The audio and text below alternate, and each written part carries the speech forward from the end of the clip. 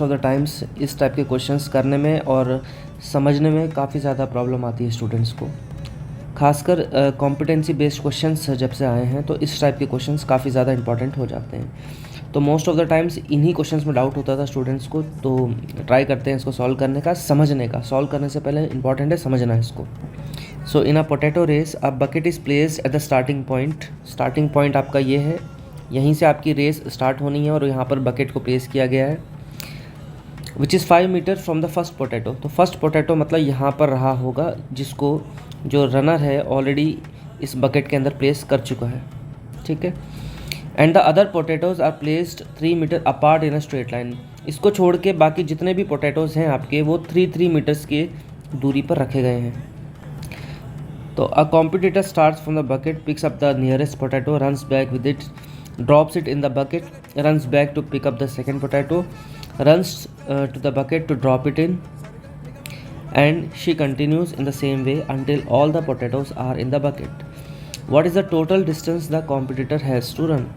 तो let's try to understand the concept. तो आपके पास स्टार्टिंग में क्या था, यहाँ पर एक बकेट इस तरीके से रखी हुई है यहाँ पर स्टार्टिंग पॉइंट पर।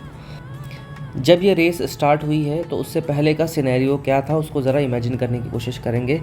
ये मान के चलते आपकी स्टार्टिंग पॉइंट है एंड इसी तरीके से यहाँ पर पोटैटोज़ को प्लेस किया गया है। तो लेट्स इमेजिन कि ये आपका फर्स्ट पोटैटो था।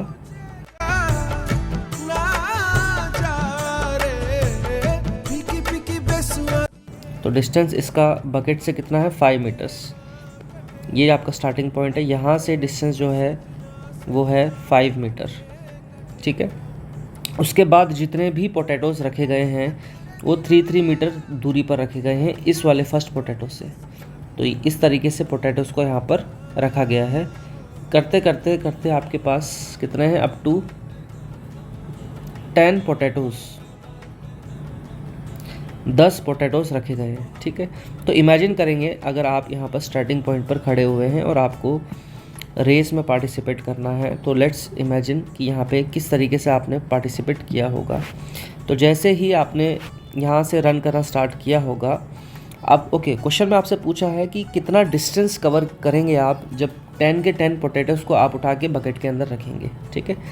तो लेट्स इमेजिन कि आप यहाँ से दौड़ना स्टार्ट किया आपने और दौड़कर सबसे पहले यहाँ पर आए, ठीक है। उसके बाद बकेट के पास गए और वापस से बकेट के अंदर डाला, तो यहाँ से यहाँ आने में 5 मीटर और वापस आने में 5 मीटर्स। तो आपने इस प्रोसेस में क्या किया, इस फर्स्ट पोटैटो को बकेट के अंदर प्लेस कर दिया, ठीक है। तो एपी बनाने की कोशिश करेंगे। डिस्टेंस पूछा है आपको, डिस्टेंस का सम पूछा है, तो आपको एपी भी उसी में बनानी है जिसका सम पूछा गया है। तो एपी बनेगी हमारी। तो सबसे पहले आपने जो फर्स्ट पोटैटो को भाग कर गए, उठा के लाया, वापस बकेट में रखा, तो कितना डिस्टेंस ट्रैवल किया है, 10। तो एपी में आपका बन गया 10। उसके बाद वापस से आप स्टार्टिंग पॉइंट से चले हैं एंड फिर से आप भागे हैं, इस बार यहाँ से यहाँ भागे हैं। तो ये 5 मीटर था और ये बाकी के जितने पोटैटोस हैं वो 3 मीटर्स की दूरी पर हैं। तो 5 + 3 कितना हो गया, 8। लेकिन आप वापस भाग के आए हैं और वापस से इसको कहाँ पे प्लेस किया है, इसी बकेट में प्लेस किया है। तो ये 2 पोटैटोस आप ऑलरेडी बकेट के अंदर प्लेस कर चुके हैं। तो अब आपका डिस्टेंस कितना रहा होगा, 8 + 8 कितना हो गया, 16। उसके बाद वापस से स्टार्टिंग पॉइंट से आपने स्टार्ट किया है, थर्ड पोटैटो पे गए और वापस आए। अब थर्ड पोटैटो तक का डिस्टेंस क्या हो गया, इससे पहले कितना था, 8। अब 8 में 3 और ऐड कर दीजिए, 11 यहाँ और 11 वापस आते हुए, तो कितना आ गया, 22।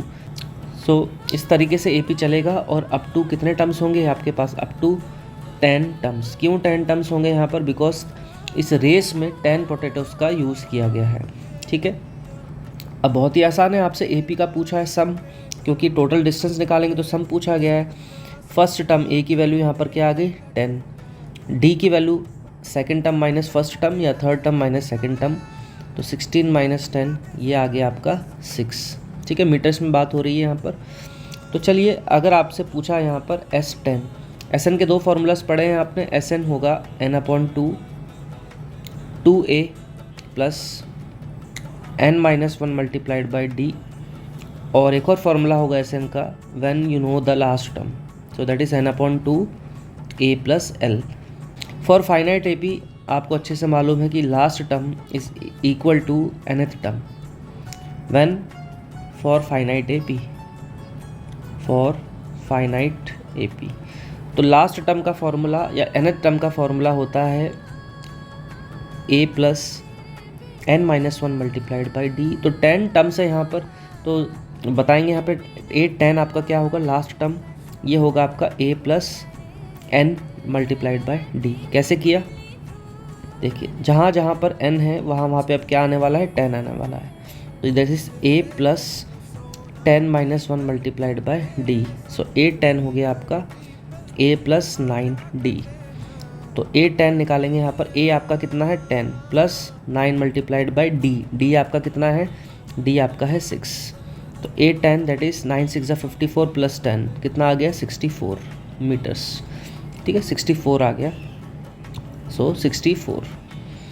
तो अब आपसे क्या पूछा था, what is the total distance covered. तो SN का फॉर्मूला लगा देंगे, SN मतलब यहाँ पर आप निकालना चाह रहे हैं S10। अब हम कौन सा फॉर्मूला यूज़ करेंगे, ये वाला, क्योंकि हमने लास्ट टर्म निकाल लिया है। तो S10 होगा आपका 10/2 A plus L, A plus last term आपने निकाला है 64। तो S10 will be equal to 5 multiplied by 74। So S10 that is equal to 4 5 20, 2 carry हो गया, 7 5 35 plus 2 37, 370 metres. That is the answer.